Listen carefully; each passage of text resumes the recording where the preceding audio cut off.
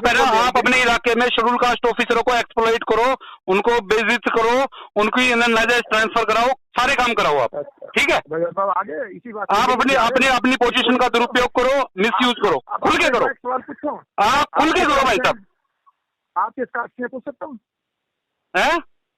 आप किस कास्ट से बिलोंग करते हैं? मेरी कास्ट पूछनी है ना, गूगल पे सर्च करो रजत कलसन की कास्ट क्या है। अच्छा अच्छा, चलो रजत कलसन नाम का है ना, गूगल पे सर्च करो, मेरी कास्ट का पता चल जाएगा आपको। चलो ये पूछना चाहिए, वैसे मैं पूछ रहा हूँ, मैंने आज तक नहीं पूछा। गलत कर रहे हो ना, इसका मतलब आपने उस ऑफिसर की भी पूछी होगी। ना ना ना ना, मैंने आपने अपने पीए की पूछी क्या कास्ट है? चलो कोई नहीं, फोन काट, आके मिल लिए, कोई बात नहीं, मिल लूंगा, कोई ज्यादा छोड़ा होने की जरूरत नहीं है, समझ गए ना, जैसे गए एमएलए बने। और बरवाड़ा पहुंचे उगलाना वाले मामले को लेकर के उस पर तो बातचीत हो चुकी है, लेकिन आपकी एक पुरानी है या नई है, एक ऑडियो जो है मंत्री जो देवेंद्र बबली है उनके साथ ऑडियो वायरल हुई, क्या है वो पूरा मामला और कब की वो ऑडियो? देखिए, वो बातचीत करीबन 2 साल पहले की बातचीत है जी।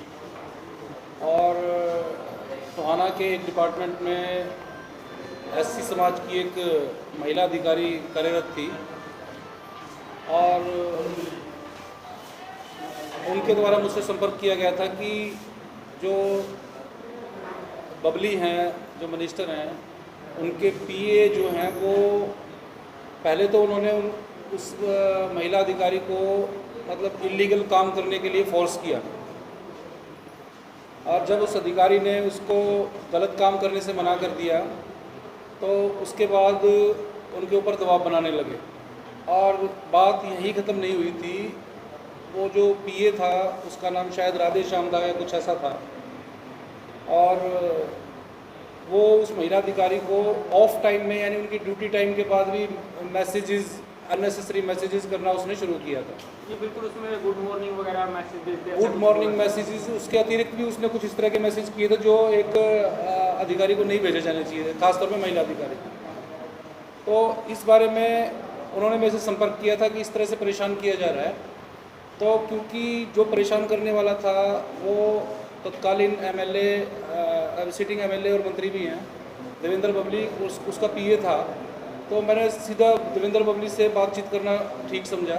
तो मैंने उनको सारा का सारा मामला उनको समझाना चाहा तो उनकी बातचीत से ये लगा कि वो पीए की गलती मानने के लिए तैयार नहीं है और उसमें थोड़ी गर्मा गर्मी हो गई और मंत्री जो थे वो लास्ट में बदतमीजी को उतराए। तो आपने वो सारी की सारी ऑडियो सुनी है, उसको मेरे को डिटेल करने की ज़रूरत नहीं है। तो ये जो ऑडियो थी, ये ऑडियो भी सबसे पहले एक समैन गांव के एक पवन गिल पत्रकार हैं, उनके चैनल से रिलीज़ की गई थी और उनसे मैंने पत्रकार से बातचीत की, आपके पास ये ऑडियो कहाँ से मिली है? तो उन्होंने जो मेरे को एक स्क्रीनशॉट भेजा था, एक नंबर भेजा था कि मुझे यहाँ से ये ऑडियो मिली है। तो यानी कि आपके द्वारा वो वायरल नहीं की? नहीं, मेरे मोबाइल, उसके बाद तो मैं 2-3 मोबाइल बदल चुका हूँ, मेरे मोबाइल में ये तो ऑडियो थी नहीं। और वहीं मंत्री के मोबाइल से ये किस तरह से ऑडियो वायरल हुई है, लीक हुई है, मुझे नहीं पता, उनके आदमियों ने की है। लेकिन उसका ये कहना था पत्रकार का कि ये ऑडियो उन्हें बिल्कुल तैयार करके भेजी गई है कि इसे अपलोड कर दो और बाद में कुछ घंटे बाद, 1 दिन बाद या 1.5 दिन बाद वो ऑडियो डिलीट भी कर दी गई। तो मैंने उससे पूछा तो उसने कहा कि मेरे ऊपर बहुत ज़्यादा दबाव आ गया इस ऑडियो को डिलीट करने का और उसने वो ऑडियो डिलीट कर दी। बाद में ये ऑडियो सभी लोगों के पास पहुंच गई, सभी और बहुत सारे यूट्यूब चैनलों के पास पहुंच गई, उन्होंने भी फिर उसको आगे रिलीज़ कर दिया। आपको क्या लगता है किस वजह से जो है वो ऑडियो रिलीज करवाई गई थी? देखिए, जहाँ तक जो मेरा कैलकुलेशन है, वो ऑडियो रिलीज़ करने के पीछे उस क्षेत्र के, टोहाना क्षेत्र के 2 दिग्गज भारतीय जनता पार्टी के नेता हैं, दोनों जाट कम्युनिटी से हैं, उनकी आपस की खींचातानी का ये नतीजा मेरे को नज़र आ रहा है। और हमारी तरफ से इस ऑडियो को मतलब अगर कोई हम पर आरोप लगा रहा है कि हमने इसको वायरल किया है, तो हमारे पास कोई ऐसा कारण नहीं है कि, क्योंकि हमको राजनीतिक व्यक्ति नहीं है और ना हमको इस तरह की कोई पॉलिटिकल एडवांसमेंट लेनी है इस तरह से। सर, जैसा कि आपने कहा कि 2 साल पुरानी ऑडियो है, तो उस समय तो उस समय देवेंद्र बबली जो है एक विधायक थे, मंत्री नहीं थे उस टाइम। तो फिर अब क्या लगता है कि वो मामला जो है वो सोल्व हो चुका है या फिर वो मामला भी चल रहा है? नहीं, वो मामला जो है उस समय उसके बाद जो हमारी आर्गूमेंट्स हुई थी विधायक के साथ जो मंत्री हैं, उसके बाद उस महिला अधिकारी को रंजिश में आउट ऑफ वे जाकर 300 किलोमीटर दूर मोरनी फेंक दिया गया। और उस मामले में हमने अधिकारी से बात भी की थी। इस मामले में तो शिकायत दर्ज होनी चाहिए, क्रिमिनल केस रजिस्टर होना चाहिए, पीए के खिलाफ भी रजिस्टर होना चाहिए, और अगर मंत्री इसको सपोर्ट करता है या विधायक सपोर्ट करता है तो उसके खिलाफ भी होना चाहिए। लेकिन क्योंकि सरकारी अधिकारी जो होते हैं वो इतना बोल्ड स्टेप नहीं ले पाते, तो उन्होंने उस टाइम इतना बोल्ड स्टेप नहीं लिया था।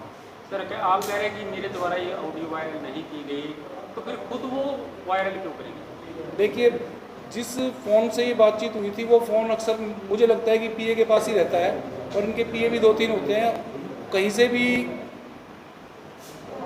वायरल कराई जा सकती है, लीक की जा सकती है।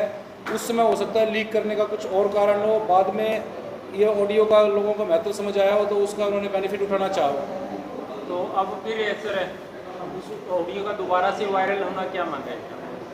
ऑडियो का वायरल होना, मैंने आपको बताया कि वहाँ के जो दिग्गज 2 जाट नेता हैं, एक ही पार्टी के हैं, उनकी आपस की खींचतान है, दोनों एक दूसरे का नीचा दिखाना चाहते हैं। और इस ऑडियो को वायरल करने के पीछे हमारे पास कोई कारण नहीं है, ना हमने किया इस तरह की।